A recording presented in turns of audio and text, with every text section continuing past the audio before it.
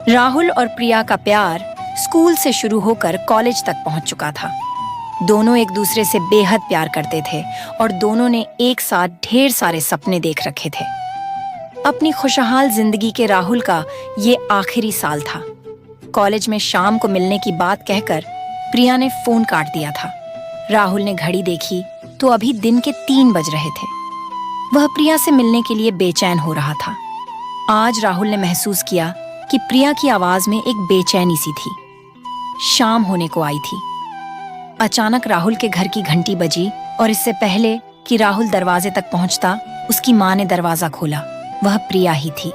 उसने राहुल की माँ को नमस्ते किया और सीधे राहुल के कमरे की तरफ बढ़ गई। राहुल की माँ को उनके प्यार के बारे में पता था, इसलिए वह मुस्कुराकर रह गई। राहुल की माँ ने कहा, राहुल, मैं चाय बना रही हूँ। राहुल ने कहा, ठीक है माँ। फिर राहुल ने प्रिया को गले लगाया। राहुल की बाहों में सिमटी प्रिया ने अचानक अपना सर राहुल की तरफ उठाया। राहुल का जैसे सीना फट गया हो। प्रिया की तरफ देखकर प्रिया की आंखों में आंसू भरे हुए थे। राहुल समझ नहीं पाया कि अचानक से क्या हो गया। फिर उसने सबसे पहले प्रिया के आंसू पोंछे और राहुल ने प्रिया से पूछा, क्या हुआ जान, तुम रो क्यों रही हो? इतना सुनते ही प्रिया जैसे और टूट गई और बिना आवाज के वह और रोने लगी। उसकी आंखों से निकलते आंसू राहुल का सीना चीर रहे थे।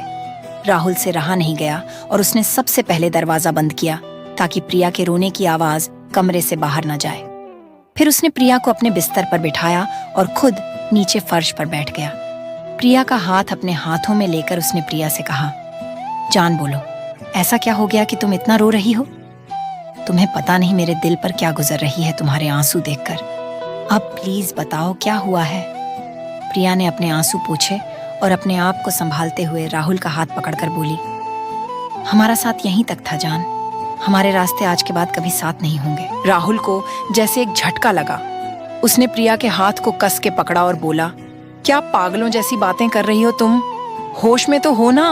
प्रिया की आंखों से फिर से आंसू टपकने लगे। उसने राहुल को अपने पास बिस्तर पर बिठाया और उसका हाथ पकड़कर बोली, जान, अब मैं किसी और की पत्नी बनने जा रही हूँ। पापा ने आज ही मेरा रिश्ता तय कर दिया और घर में सब बहुत खुश हैं। राहुल पागलों की तरह उसकी तरफ देखकर प्रिया की बातें सुन रहा था। उसे समझ नहीं आ रहा था कि वह कैसे और क्या बोले। फिर थोड़ी देर बाद जैसे उसे होश आया, उसने प्रिया की आंखों में झांक कर कहा, तुम मजाक कर रही हो ना जान? हालांकि राहुल की आवाज कर रही कंपन खुद राहुल को बता रही थी कि वह जानता था कि अब सब कुछ खत्म हो चुका है और प्रिया मजाक नहीं कर रही है। प्रिया ने उसके सवाल का जवाब नहीं दिया। अपने चेहरे को दुपट्टे से पोंछकर उसने राहुल से पूछा, क्या तुम्हें यह सच में मजाक लग रहा है? राहुल को अचानक से ऐसा लगा जैसे पूरा कमरा उसकी आंखों के सामने घूमने लगा हो। उसने अपना सर अपने हाथों से पकड़ लिया और एक शब्द न कहकर फर्श की तरफ देखने लगा। सब कुछ धुंधला सा दिख रहा था उसे, क्योंकि उसकी आंखों में आंसू भर आए थे जो अभी अभी उसकी बचपन की मोहब्बत प्रिया ने उसे तोहफे में दिए थे। प्रिया बिस्तर से उठी और दरवाजे की तरफ बढ़ी। राहुल अभी भी वैसा ही बैठा हुआ था। प्रिया ने जब राहुल का नाम लेकर पुकारा तो राहुल हैरान होकर प्रिया की तरफ देखने लगा। आज तक जो प्रिया उसे जान के अलावा और कुछ नहीं कहती थी, आज शादी तय होते ही उसे उसके नाम से बुला रही थी। अचानक जैसे राहुल को होश आया। उसके चेहरे पर आंसुओं को साफ देखा जा सकता था। उसके होठों पर एक दर्द भरी मुस्कुराहट थी। उसने प्रिया की तरफ गौर से देखा और बोला, तुम ये कहने वाली हो ना कि मैं तुम्हारी शादी में कोई बाधा न डालूं? प्रिया ने यह सुनकर सर झुका लिया और हल्के से बोली, हाँ राहुल, यही कहना था। मुझे पूरी उम्मीद है कि तुम मेरी हालात समझोगे और कुछ भी ऐसा वैसा नहीं करोगे जिससे यह शादी टूटे या मेरी या मेरे घर वालों की बदनामी हो। राहुल हैरानी से प्रिया को देखता रह गया। यह था उसके बचपन का प्यार, जिसे यह तक पता नहीं कि वह ऐसा कुछ करने की सोच भी नहीं सकता जिससे प्रिया या उसके घर वालों का कोई नुकसान हो। क्या इतना ही जानती थी प्रिया उसे? राहुल प्रिया से कुछ कहने वाला था, मगर फिर रुक गया।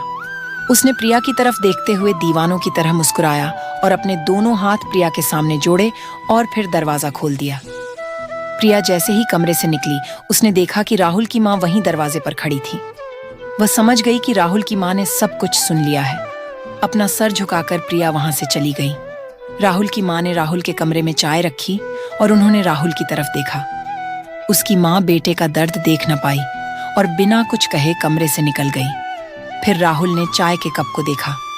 चाय से निकलती भाप उसे अपने जख्मी दिल के धुएं की तरह लगी। उसे प्रिया का चेहरा याद आ रहा था। प्रिया के आंसू अब उसे नकली से लग रहे थे और प्रिया के चेहरे पर शादी तय हो जाने की खुशी अब वह याद कर पा रहा था। राहुल का सिर्फ दिल ही नहीं, भरोसा भी टूटा था। उसने कमरे से बाहर देखा तो अंधेरा बढ़ने लगा था, बाहर भी और उसकी जिंदगी में भी। राहुल की आंखों से फिर से आंसू गिरने लगे। उम्मीद है कि आपको यह कहानी पसंद आई होगी।